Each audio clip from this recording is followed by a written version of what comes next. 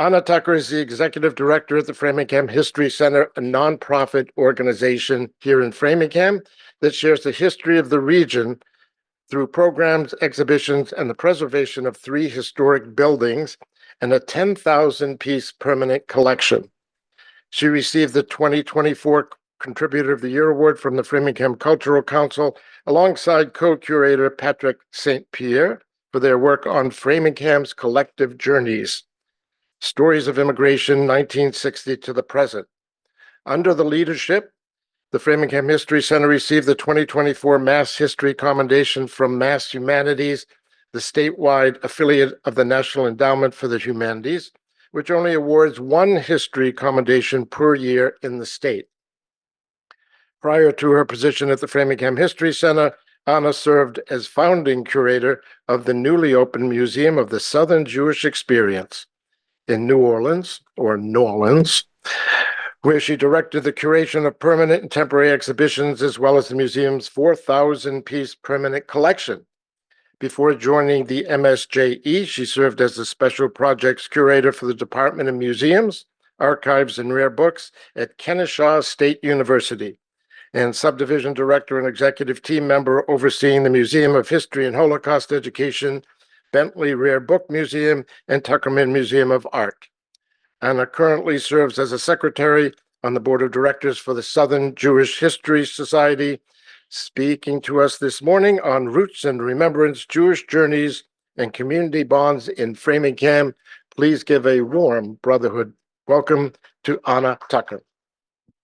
All right, good morning. Thank you so much for that introduction, Stuart. It's been a pleasure working on this program with you and so many here who have made this happen today. And I have to say, as I was sitting there drinking my 2.5 cup of coffee, enjoying a 40-foot buffet and a great conversation, there's really nowhere else that I would like to be this Sunday morning. So you have an amazing community here, and I'd like to just give a round of applause again to everyone here who makes that happen. So thank you. So as Stuart said, my name is Anna Tucker, and I'm the executive director at the Framingham History Center. And it's wonderful to be here today, right on the cusp of the new year. Rabbi and I were just talking about it's just coming up, which is remarkable. And it's really this time of year, sort of in the month of a lull, that I find myself, when I can catch myself, thinking about my own journey over the past year. How do I find myself right here and right now? And that's what I want to talk about over the next 45 minutes or so. What are our journeys? What's the journey of the Framingham History Center since it was founded in 1888? What's the journey of the Jewish community here in Framingham, starting with its roots? And then what is the journey that we're taking through history as it unfolds from roots to remembrance? And what does history have to tell us today? So to kick this off, I thought we'd go over a quick summary over the next 45 minutes or so, and I'd love to make this a conversation, especially at the end, because as I'm already finding out just from this conversation, the table where I'm sitting, there's so much more to discuss. There's so much to learn about the history of Jewish life here in Framingham. And I'm wanting this to almost be a kickoff of that exploration, because it's an exploration that needs to happen. And it's exploration that I'll talk about in a few minutes, that I realize there's so many gaps that we have, but that we can fill within our collective memory. So to start off this talk about journeys, I'd actually, if you'll humor me, start with a journey of my own. So how did I find myself here? And I'll readily admit I was not born in Framingham, and I'm sorry. I will say that from the outset. But I have grown to love this community so much. So the journey to Framingham is a slightly circuitous one, I will readily admit. So I actually grew up in New England, which most people are surprised about, because they usually hear of me as that new museum director from New Orleans. That's sort of my shtick right now. But I actually grew up in New England and moved down south, where I attended college, and I actually had my start in the museum field. So I started at the Museum of History and Holocaust Education, which is located at Kennesaw State University, which is the second largest state university in Georgia at this point. I mean, I had the opportunity to study under an extraordinary mentor, Dr. Catherine Lewis. And during that time period, over the 11 years that I was there, she helped me flourish in terms of what does history actually mean in a community, not just within the walls of a museum, but actively within a community. So I had the opportunity while I was there to be everything from a curator to a budget manager to a partnership director. And in the last several years that I was there, I was able to serve on the 4-person executive team that oversaw the 26-person department. And so while we were there, we opened several new museums, including the Zuckerman Museum of Art that Stuart mentioned, the Bentley Rare Book Museum. But the museum that first called me to Kennesaw State was the Museum of History and Holocaust Education. And it was there that I started my career as an assistant manager. And while I was there, we had just started launching an oral history program, which is a program that records people's living experience through their oral testimony. So through their words, through video often as well. And this experience is something that has stuck with me, through the 16 years or so that I've been in the field. So after I was with the Museum of History and Holocaust Education and the Department of Museums, Archives, and Rare Books for several years, I had an extraordinary opportunity to move to New Orleans. And I will admit, I had never been to New Orleans until I rolled up there with my moving truck. There were actually Mardi Gras beads on the street that I moved. And I said, "Oh, this must be all of New Orleans." And they said, "No, you live on the parade route." I didn't know that before I moved there. So I moved there very specifically to work with the Museum of Southern Jewish Experience. So the Museum of the Southern Jewish Experience was opening in New Orleans for the first time. It originally been established in Utica, Mississippi, and if that was not on your travel plans for the year, not surprised. One of the reasons why it moved because it was an incredible community, an incredible mission, but not many people were traveling there unless they were dropping their kids off for summer camp.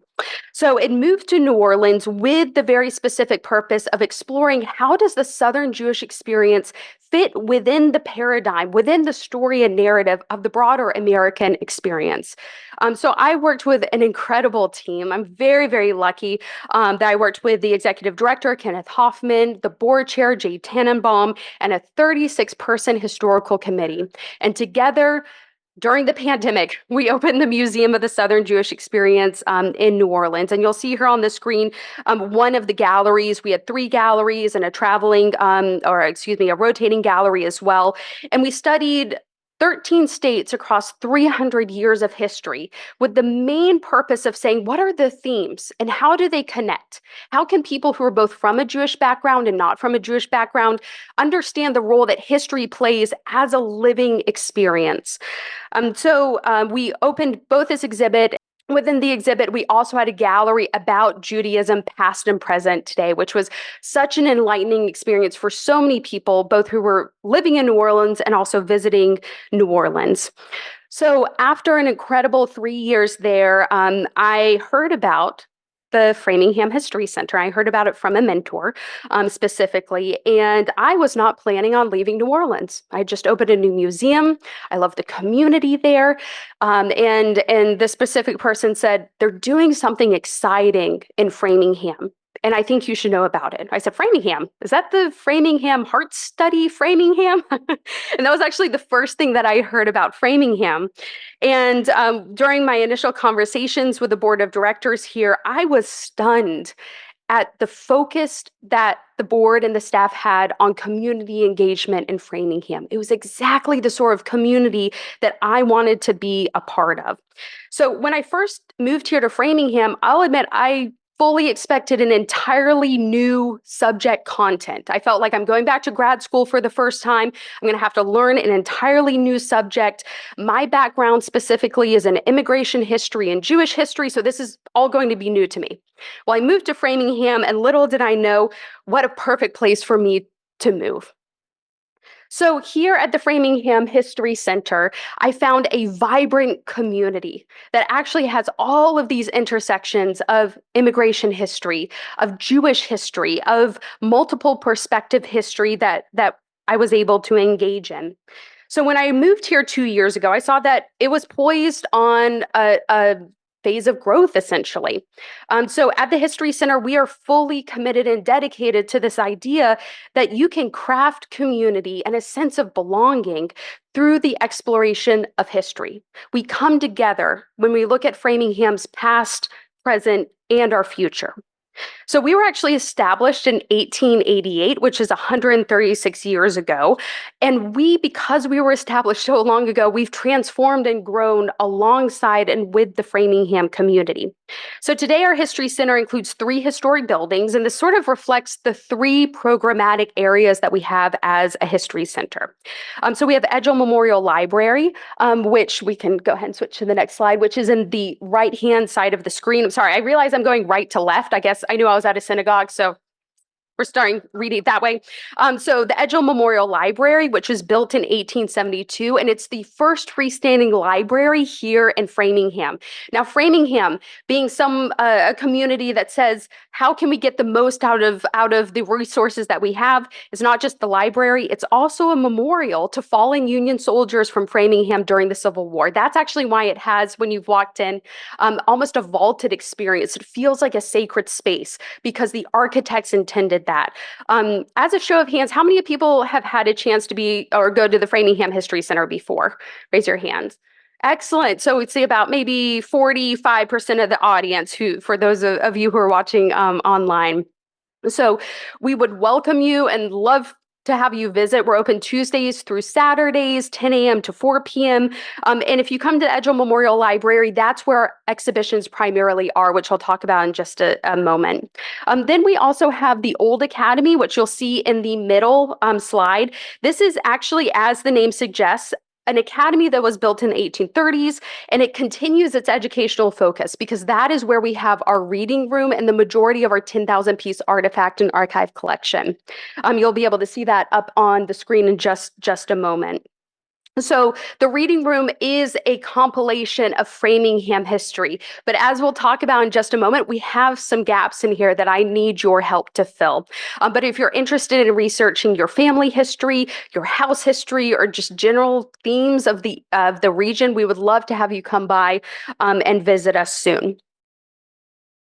One of the third building that we have is the Village Hall on the Common. So this is actually the oldest of our 3 buildings. It was built in 1834, and it was actually the second, some call it the 2.5 version, of the town hall in Framingham. So it was purpose-built to be a space of gathering, and today it's the focus of where we have most of our programs and events.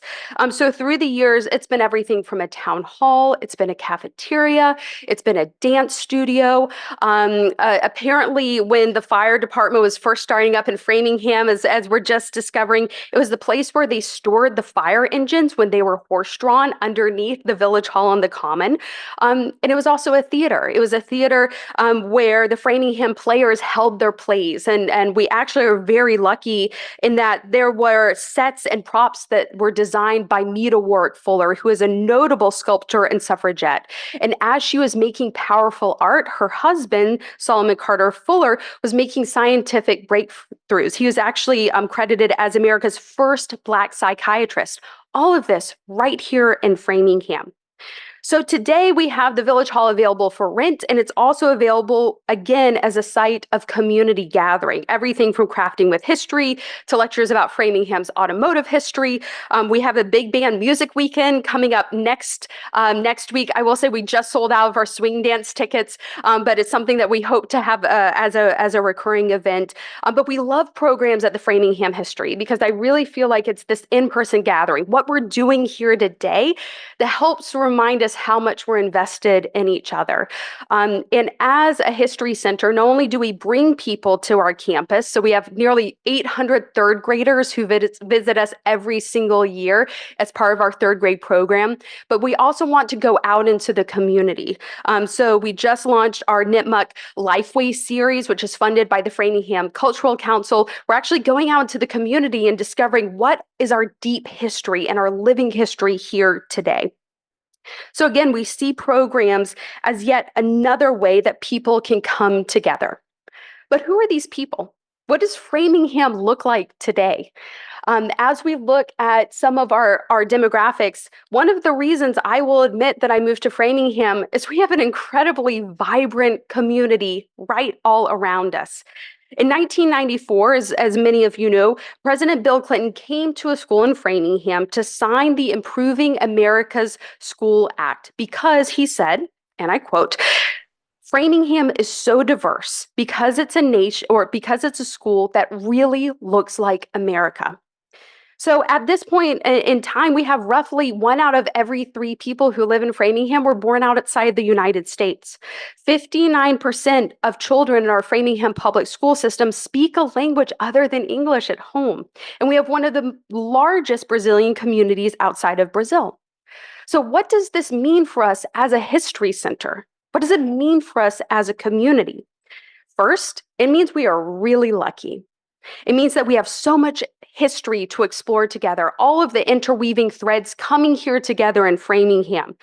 It also means that we have an opportunity to come together and a responsibility to tell a range of stories all about roots and remembrance. So just this past year, we opened Framingham's Collective Journey, Stories of Immigration. It is our first on-site multilingual exhibit in our 136-year history. And it was co-curated by the History Center and also Patrick St. Pierre, whom Stuart just mentioned shortly ago, whose own family immigrated from Haiti and Trinidad and Tobago. The reason why I believe we've received some of the accolades that Stuart very graciously mentioned is not just the what behind what we do at the History Center. It's not just the exhibits. It's not just the programs. It's how we do this. This is a community story that has to be told with multiple community voices. When we created Framingham's Collective Journeys, it was not just Patrick and me sitting in a room saying, this is what we'll say on the walls. It was Patrick and me going to communities and saying, okay, write this with us. Help us understand what Framingham looks like to you. Tell us your individual stories that led to your place right here, right now. So one of the specific stories that I would love to share is that of Kailoni Gomez. The point of the study of history is people. It's all about the people. It's what people do through time. It's the changes of people over time. But it's really about who came before us and what they leave to tell us, and who comes after us and what we leave to tell them. And most importantly, it's about who's telling the stories themselves. So at the beginning of this process with Framingham Collective Journeys, we launched our first known traveling exhibit in our 136-year history. And very specifically, we wanted to co-curate it with the Framingham High School. Here are students who are coming up, who are learning history, who are contributing to history, and we wanted to tell this story with them. So we co-curated it. It's been traveling across Framingham, everywhere from the Callahan Center to Brace to the public schools. It's been seen by over 2,000 people at this point. But the moment that most moved me was when Kailoni Gomez, who's one of our student curators, gave a reflection during the process. And in her written reflection, she said, and I quote, "Being from another country means learning something else every day." And I love that. I learned to have patience with myself and knowing how to get it right, but knowing how to get it wrong too. If I were to describe my life in a sentence, I'd say a work of art in progress, because my learning is still in progress and I'm an artist of my life, an artist of dreams. And I think coming from a high school student, is there any better way to describe our role in history, our role in the unfolding nature of everything that we learn about ourselves and each other? So after the opening, she remarked on how when the exhibit finally came to the point, you actually see up here, it's the opening at the Framingham High School Library. During these opening remarks, she said that when it was finally going to print, she called up her family and she said, "I made it. I made it." I mean, think about that sentence. That is a sentence that holds a sense of accomplishment, a sense of purpose, and it's a sense that was sparked by her work at the Framingham History Center. And it shows the power that history can have in a person's life. "I made it" expresses the role of the gravity and the responsibility that we have as a community to tell our stories and to tell each other's stories. So again, the people are the point. You, everyone sitting here in this room, you are the point of history. History is this active, living, breathing thing that can transform how we see ourselves and each other. But I get ahead of myself a little bit, so I'll save that for the end. So what I wanted to talk about today is how do we see ourselves as a Jewish community here in Framingham? What do we know? What do we not know? What do we need to investigate and look at together? So what I would like to do is now transition into a little glimpse into the roots of the Framingham Jewish community, from what I can tell. Now, I will say I'm talking about the roots of Jewish life. What you're seeing is an image that is way past the roots, but I couldn't not show it. So it's the cover of Joan and Ed's Deli. How many people went to Joan and Ed's Deli? Okay, so for those of you online, 100% of people raised their hands versus 45% who went to the History Center. No shame. I totally understand it. The food looked amazing. So actually, this recipe book, we have it as part of our Framingham history collection. And this was from 2011, I believe, the year that they closed. And they have a mix of recipes and then also like these sayings like dessert is just stressed backwards. The best way to double your money is fold it up and put it back in your pocket. So it's like a really fun recipe book. So if you want to see it, please come into the History Center and take a look at it. But so I had to include it. But anyway, I wanted to talk about the history of Jewish history in Framingham. But what I found when I started my investigation is there's not a lot of published narrative. In fact, the greatest thanks is to Joe Press, who led an extraordinary life by all accounts. But it's thanks to Joe Press that we have any sort of substantial published narrative about Jewish life in Framingham. There were later Framingham historians like Steve Herring who made mention of the Jewish community. But nonetheless, there's a significant dearth of focus on the Jewish community. And again, this is not due to lack of contribution by the Jewish community. That is what is so important to understand. Just because we don't see a bunch of books and articles and exhibits, that doesn't mean that the history doesn't exist, as we'll find out in just a moment. But we'll talk about that a bit later. I do want to note that Josiah Temple, and his name might sound familiar to some of you here, wrote one of the most foundational texts of Framingham history. But I would say that Temple could actually be forgiven for his lack of citation because his work was published in 1887. But that's the same decade that we actually get some of the first reports of organized Jewish life here in Framingham. Now, I say organized Jewish life because there's a difference between organized Jewish community life and Jewish individuals who lived in an area. That's a totally different game altogether. I wanted to point out there were many Jewish individuals actually who made their way through Framingham well before the 1880s, one of whom had this fun New Orleans connection. So I'll admit I was entirely selfish putting this up here because of the New Orleans connection. But Levi Stutson, who was supported in his final years until his death in 1857 by Abraham Toro of New Orleans. Now, the Toro New Orleans family might sound familiar. This is not the Abraham Toro of Newport or his son, Judah Toro, who became a major philanthropist, because Abraham Toro, I believe, passed away in 1822, and this is from 1857. But it does remark on this really interesting national connection between the Jewish community sort of in the 1800s as well. So the really interesting what shows up in newspapers. Again and again, Levi Stutson's death is noted. He's noted several times as being Jewish. And it's also noted several times that he was supported in his final years by a New Orleans Jewish philanthropist. So we do have instances of Jewish life in Framingham. But what I wanted to sort of start with our Jewish roots is specifically the emergence of Jewish life in the 1880s, which is largely credited to Abraham Schumann. Now, how many people have heard that name before? Abraham Schumann. A couple here and there. This is actually an individual I really want to study a bit more in depth. But Abraham Schumann purportedly moved his clothing manufacturing business from Boston to Framingham in 1888.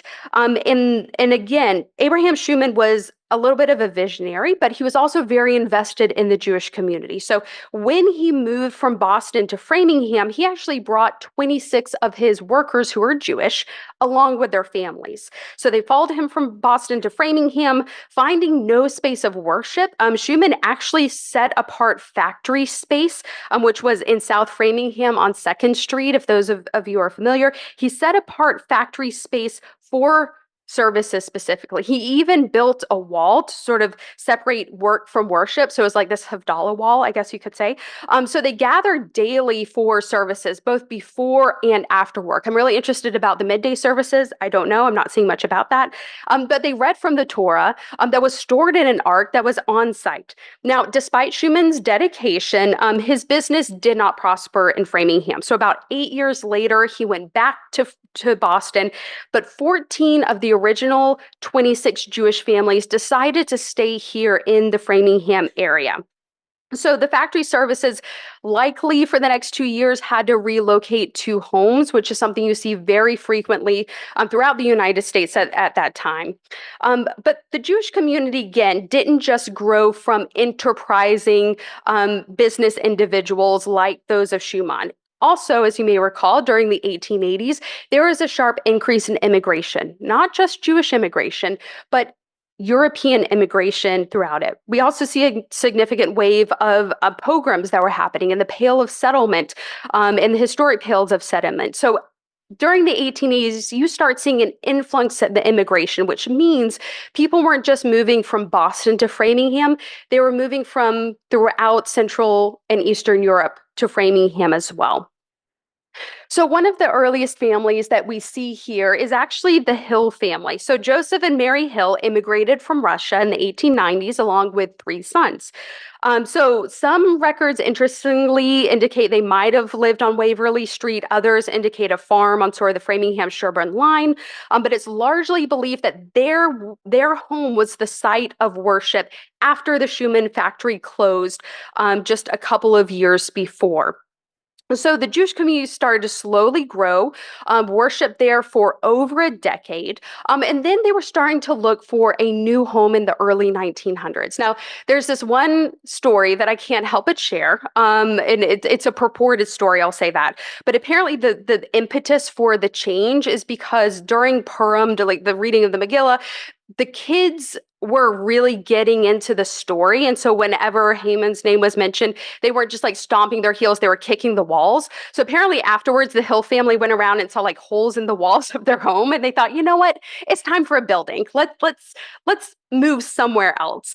So in 1905, after said purported Purim incident, Hill and other members of the Jewish community sought a more established place of worship. And I assume it just had thicker walls as well.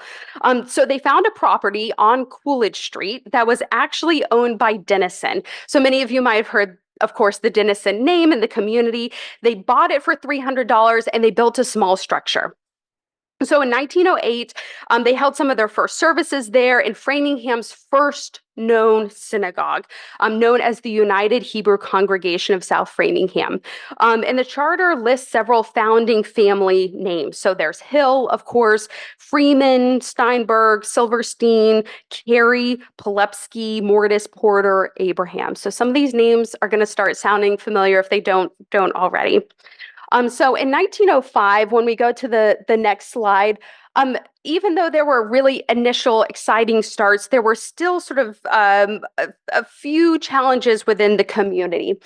So on the next slide, you'll see a couple of one news article. So despite this new congregation being called the United Hebrew Congregation, as many congregations were at the time, United was a little bit of a stretch because there was a little bit of challenge within the community. So this isn't an oddity. Framingham was like so many Jewish communities of the time period where they were seeing demographic shifts between Central European and Eastern European communities, between communities who had assimilated in many ways and learned languages, and those who were very new and held on tightly to Orthodox traditions. And we're seeing this play out in Framingham as well. So we see discussions of everything from liturgy, use of Hebrew, pronunciation, which we still struggle with today whenever we talk about Hanukkah or spelling. And so there was a schism actually between the Polish Jewish community and the Russian Jewish community. And as I'm seeing up here, no one can read that. I can't even read that, even without my glasses on my head. What it basically discusses is in 1905, some members of the Polish and Russian congregations had a dispute as to where to have the congregation and also what to do. So some members of one congregation came in, they took the ark, they took some other of the liturgical ritual elements, and they printed it in the news. Now I get a little frustrated, because this is one of the only news articles about the Jewish community in the early 1900s that was printed, and nothing else. I can't find anything about the establishment of the synagogue on Coolidge Street, anything about basically we only have this spicy history that's listed in 1905.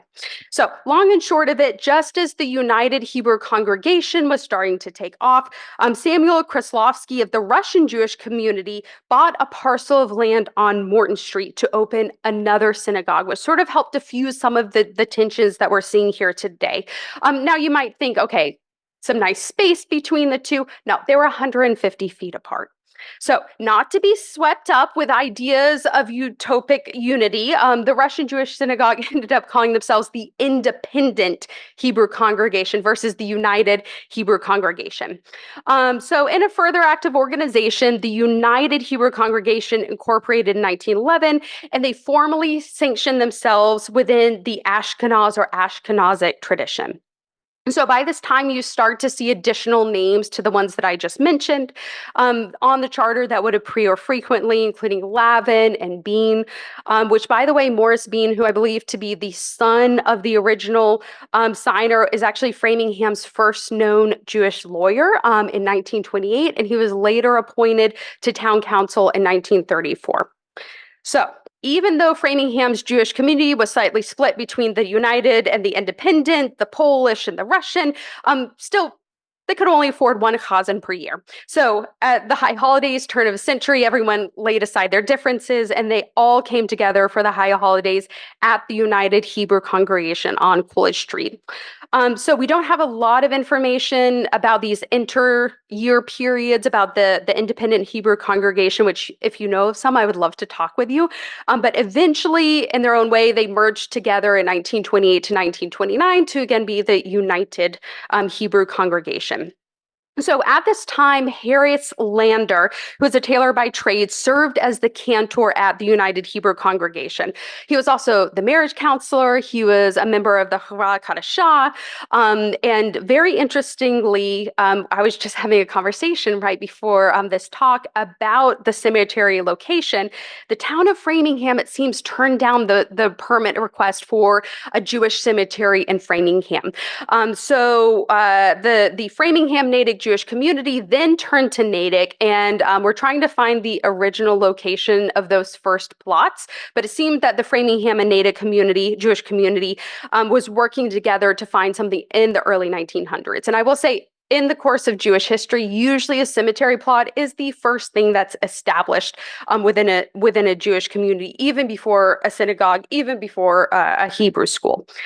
So Lander's increase in salary actually indicates the growth of the economic and social life in the Jewish community in Framingham. So he went up from a whopping $25 a year in 1910s to $150 by 1939. Now, this is very modest, even by the standards of the day. But it was also around this time that the Ladies' Aid Society was established. And we don't have as many records as I would like to see about the Ladies' Aid Society, but they really invested in education and immigration support. But still, in these early days, the dollars were really thin. So there are frequent times in the Framingham Jewish community where bills and payroll barely made the cut. So at one point, the Talmud Torah teacher didn't have a sort of payroll to make. So someone said, let's go to the Ladies' Aid Society and ask for a loan. And everyone else on the committee was like, no, we can't do that. So they ended up donating funds. And apparently the Ladies' Aid Society had really balanced books, which I think is a very interesting point in history. So Around this time period, we eventually see, and we can go to the next slide, some external financial support. So as things were getting really tight in 1919, Richard H. Long entered the picture. Now, how many of you have heard of R.H. Long? A few here and there. You might be surprised that I'm bringing up R.H. Long and to talk about the Jewish history of Framingham. I was surprised that I would be bringing up R.H. Long in a discussion about the history of Framingham. But he was known for business in all form, or transportation in all form. He invested in shoes, and then he invested in tires, and then he invested in cars. But around World War I, he actually made a significant amount of money with the manufacturing of military equipment during that First World War. So in an effort to give back to the community, he gave, a la Judah Toro, he gave $1,000 to every single church in Framingham. Now, a boon to the Jewish community, the local synagogues were included in that $1,000 handout. So actually, the United Hebrew Congregation also received this $1,000. This really helped them stay afloat for several years after that. Now, the one receipt I found much later is actually a thank you from the Jewish war veterans to the Bancroft for their support during the years. This is not a receipt from that $1,000, but it does show that the Bancroft, which was owned by R.H. Long, continued to support the Jewish community in Framingham. So around the next 10 years, by 1929, things had reached a little bit more of an equilibrium. And for those of you who are like the Kugel setting in, I'm almost done with the history lesson, I promise. But by 1929, things had a little bit more of a balance here in Framingham. So the United Hebrew congregation, as I mentioned, had officially reunited again. There was a mikveh that was actually built in the back of Schumann's old factory. It was overseen by the wife of Samuel Kreslowski. Unfortunately, I don't have her name. There was a shochet. There was, a kosher butcher, but actually, usually it was just the religious school teacher doubling as a shochet, as you see from time to time. But the Jewish community had grown from about 25 families to 125 families, which is no small group. And officially, the Framingham chapter of Hadassah was organized in fall of 1929 in the home of Lillian Hill. Now, again, Hill, that's the daughter-in-law of Mary and Joseph Hill, whom I mentioned, and she was also a fellow Jewish immigrant. So the 15 charter members of this chapter of Hadassah include, of course, the Hill family, but also Pauline and Molly Hill, Bessie Porter, Esther Mason, Molly Edelstein, Alice Miller, and Rose Porter. This would actually come to be a very successful Hadassah chapter. So they started with 15. It grew to 550 members over the century, expanded in geographic scope, of course. But they played a very important role in Framingham history. And for all intents and purposes, they were remarkable fundraisers. So many of the Jewish community also excelled at education at this time. So Miriam Goodwin actually became the first Jewish woman in June of 1931 to graduate from Framingham State Normal School. You'll see a postcard image up here of what it might have looked at the time when Miriam was graduated. She also went on to become the first Jewish woman appointed to teach in Framingham public schools. So again, things were starting to shift and grow by the late 1920s for the Jewish community. As we come into the early 1930s, of course, that brought significant economic shifts. So there are deep rumblings of war. During the previous World War I, the Framingham Jewish community enrolled in very significant numbers despite the small size of the Jewish community in Framingham. So sons of the founding families, you'll see on the enrollment numbers, including Hill and Kreslowski and Silverstein. And the same was true for World War II. So George Mason was appointed chairman of the Framingham Draft Board, and Bernard Carey, who is again son of one of those founding families of the United Hebrew Congregation, was the first draftee from Framingham. So during World War II, many served with distinction, Arthur Mason just being one of many. So he served in the European theater. He was awarded the Bronze Star, as well as a combat infantry badge. And actually, after graduating BU Law, after World War II, he re-enrolled in the armed services and served in the Korean War as well. So the Jewish community certainly provided support in terms of direct enrollment, but they also provided support on the home front, as you see right behind me, between World War I and World War II.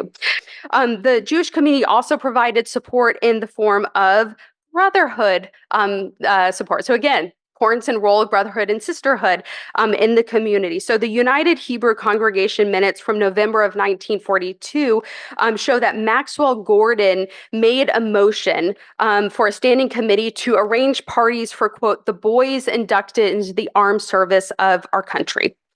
So again, news of horrific anti-Semitism, unfolding horrors of the Holocaust reach Framingham as they did throughout the United States. Framingham has become home to numerous survivors of the Holocaust. It is absolutely our responsibility to make sure that their stories are not just preserved, but shared in living memory. So the List Corps program, I would love to see you all. I think it's 25th of next week. I'd love to see you all there in the next week, because that is an essential part of our responsibility as a community, not just to preserve, but to keep this in living conversation. So I hope to see you at the List Corps program and also at the other programs in support of the Americans in the Holocaust exhibition. So as things are coming along, we're reaching, again, like I said, the end of the roots. Amidst the turmoil of the Holocaust and World War II, many changes were taking place in Framingham's Jewish community. So Framingham first brought its first rabbi, who was here from 2 years, from 1940 to 1942. And then 2 years later, in 1944, a small group of about 22 families who were led by Maxwell Gordon, who's again the same Maxwell Gordon I just mentioned, felt more aligned with the conservative movement. So they branched off to form Temple Beth El. Even with this departure, it's sort of like these echoes of the early 1900s, the Hebrew school continued to be a combined entity, not without discussion and discourse. Now, less than a decade later, they did come back together in 1951 to once again be the congregation Beth Shalom and Community Center. So the post-war boom brought significant changes that you see both in Framingham but throughout the United States. And with it came the growth of the suburbs and the growth of the Jewish community. So the reform movement had definitely taken root in Framingham. And actually there were reverberations years and years before the 1950s as well.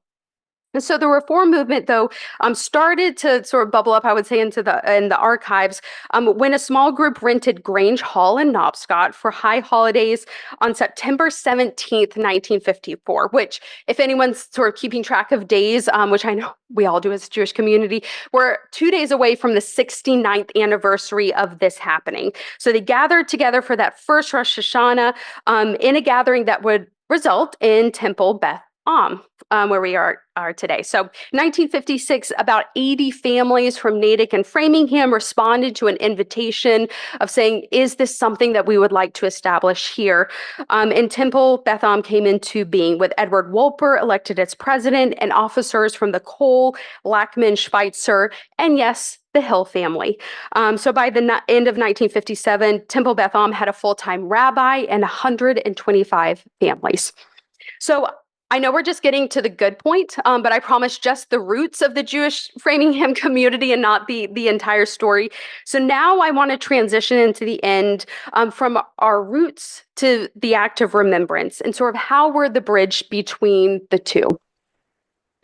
So I just went through a lot of facts, and I'm sure some of you, if you're sleeping in the back, I don't blame you whatsoever. But the interesting thing about history is that it plays a significant role today. And what is that role? For many, history is an interesting artifact. It's something to play around with. You say, oh, that's fascinating. You put it back on the shelf.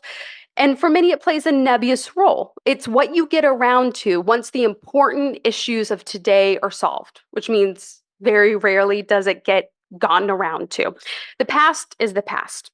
And shouldn't we be paying more attention to the living, breathing people and events and conflicts that are happening around us? Well, I would argue that history is one of the most important, if not the most important factor in the way that we experience the world around us. So numerous studies actually show that our brains are inundated with information. Anyone who has a cell phone today knows that. And it's actually our incredible prefrontal cortex, among with other parts of our brains, that helps us know what to pay attention to. And we've all experienced that. How does it decide? How does our brain decide what does it let in, what does it not? One of the biggest ways is comparing information to past information by actually comparing it to history. So we've all experienced that phenomenon of someone mentioning like a red car, right? And then you drive and then suddenly you start seeing red cars everywhere, right? There's not been a sudden explosion of red cars on the road. It's because you started focusing on that specific thing. The same can happen with news stories. It can happen with things that are discussed in families. The more we hear about a certain topic, especially if that topic is riddled with fear, the more we see it around us. That is how history plays a direct role in what we experience in the world. This also means that the topics, it's the people, the themes that we are not intentionally placing in the forefront of our consciousness can often go unnoticed. And that means with them the extraordinary lessons that they can bring. Easter Gates at the University of Chicago, in a talk at Emory University in 2017 that I had the luck to see, said that archives function as a repository of potential resurrection. That's an incredible statement. What I interpret that to say is that history is there, but we might not be looking at that history. When we look at collections or history books and don't see anything, that doesn't mean that that history doesn't exist. And I would say, if I were to glance at our 10,000 piece artifact and archive collection at the History Center and say, what role did the Jewish history play in Framingham? I might say not much. And that shows the error that we often experience when we just look at what is physically in front of us. As this past hour has shown, it is there. It has been there. That's what I've been talking about. Just this 30 to 45 minutes just passed.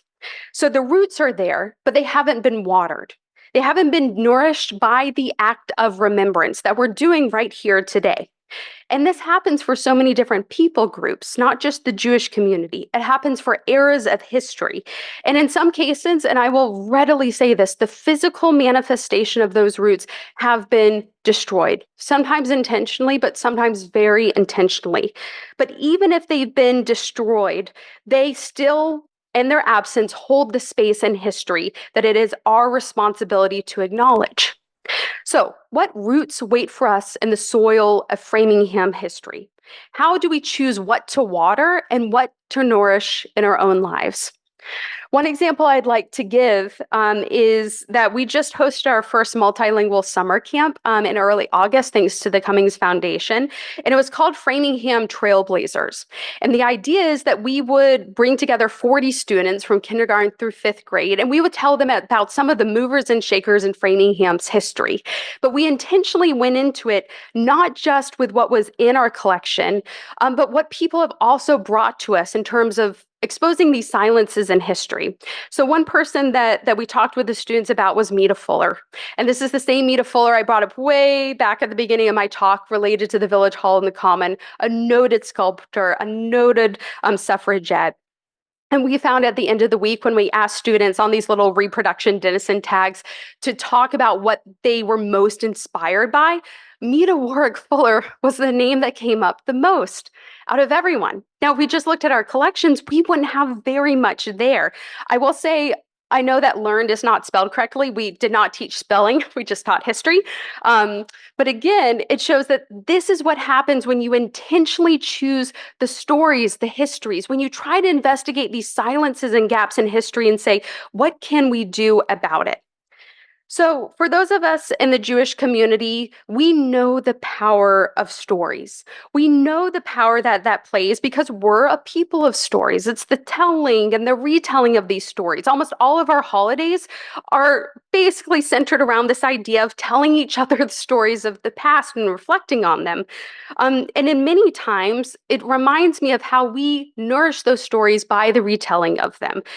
We add our own experiences to it, so it almost grows like a tree. This history, this Eis Chaim, this living tree of the narrative of who we are. So my two favorite holidays happen to be Passover, Pesach, and Sukkot. And they're all about, like most of our holidays, storytelling. They tell us about how deep our roots are, and they also tell us about how temporary our structures are. But it's also about how telling the stories in both of these situations leads to a renewal. This is a continual cycle between roots and remembrance. The roots that we've talked about are the cause for remembrance, and the remembrance that we're doing today then nourishes the roots. It's all a cycle together.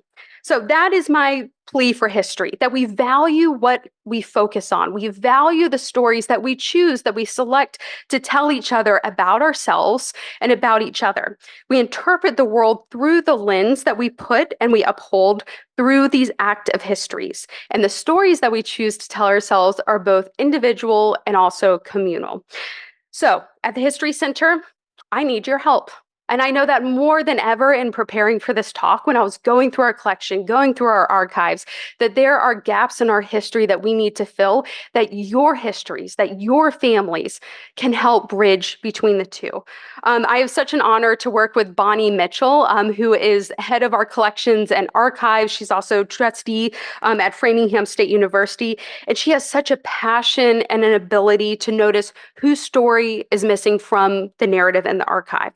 And I can say that the Jewish history of Framingham needs additional attention and stories. So I have two practical specific actions that I thought we could, or I could propose today that will help us start bridging the gap. So the first is a little bit of a solo individual history activity. And it's going to seem really strange because I'm going to ask you to talk to an inanimate object. And it might seem strange to you, but that's literally most of my life as a historian. So one of the things that we've noticed is the things that are around us are the things that we pay attention to. So most everyone has some sort of objects or item in their life that was given to them or represents something important. I call it teacup history. So almost everyone has some sort of teacup or a plate or, a Manischewitz bottle that was passed down to them. And that holds history. And it's not the thing itself that's important. It's the stories that we wrap around it and then we pass from person to person. Now, what happens a lot of times is those stories live in our head. And I'll say this as someone where, even as a historian, I regret that I've not interviewed my family members like I wish I had. I can definitely say that. So this is an activity that helps start getting us used to the idea of talking about the objects and the stories that are important to us.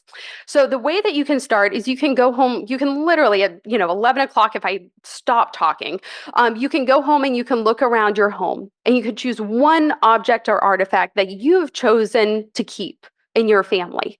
It could be something that you've decided to bring in. It could be something that was passed down to you. And I want you to have a conversation with that inanimate object. I want you to look at it and say, why did I keep you? Where did you come from? What do you mean to me? Such an odd thing, but such an important thing and something we so rarely do. And then I want you to be able to either in the whatever way feels most comfortable you, record that conversation. You could write it down in a couple of sentences. You could pull up an audio file on your phone and record it. And then I want you to share that with someone. It can be a friend. It can be a family member. You can be like, listen, I listened to this really bonkers lady, at a really good breakfast this morning. She told me to talk to this inanimate object. I wanted to share the story of why this is important to me.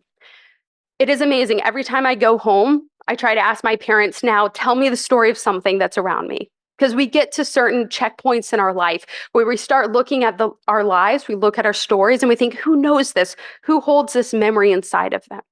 So if you can interview this object and just share one story, it starts the process. We're gathering together for the high holidays. Families are coming together after a long time. What better chance to say, hey, do you remember that teacup? Yeah, your grandmother gave that to me. Every single Sunday morning, she would pour me a cup of chamomile tea and tell me about her life. That is a way of making history a living memory that we pass on from generation to generation. That is an individual act. The second suggestion that I have, and we can actually go to the next slide, is that we can also come together in a communal act as well. I cannot encourage you enough to come to the Liz Core program next week. And please come also to this event at the Village Hall in the Common on Tuesday, October 8th. It is called a collecting event, and it's also a history event about Jewish immigration during the Holocaust, specifically here in Framingham. It's called a collecting event because we actually have historians and librarians from Framingham State coming to the History Center with the specific idea of we're going to help you preserve your history. And if you're comfortable, sharing it with us as well. This is such an essential fact. This is such an essential way that we're able to preserve our family history together as a community. Please come to this. It's completely free. No registration is required. It's on our website, but it's a way that we can come together and in a communal act, share our history. And you might say, I moved here 2 years ago from New Orleans, like I did. I don't have anything to say. Still come and hear the lecture, hear what is actually being talked about, and hear from the other families who have helped bring together the Jewish community today. So again, this is in partnership with the Whitmore Library and the USHMM, and I would love to see you there. So in closing, and I do apologize, I haven't seen any hooks on the stage yet, so hopefully my timing is all right. I want to say thank you. You have been so patient with me, especially after such an amazing meal. Sort of as we've gone through several journeys of the History Center, journey of the Jewish community Framingham, and then the journey that we are literally undertaking today. And I'd like to open it up for Q&A at this point, so thank you.